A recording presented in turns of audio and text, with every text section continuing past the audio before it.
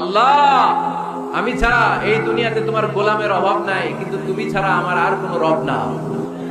তুমি ছাড়া আমার কথা শোনার, আমার ডাকে সাড়া দেওয়ার দ্বিতীয় আমার কেউ না।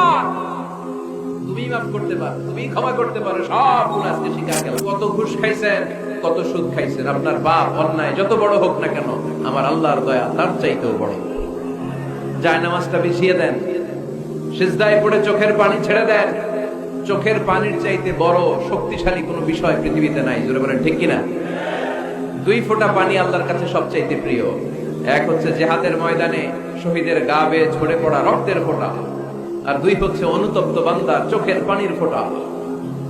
এই চোখের পানির ফোঁটার এত দাম, অনুতপ্ত বান্দা যখন অনুতপ্ত হয়ে কাঁদে, তার চোখের পানি চোখ বেয়ে নাকের ডগা বেয়ে জমিনে পড়ার আগেই ওই বান্দার সব গুনাহ আল্লাহ মাফ করে দেয়।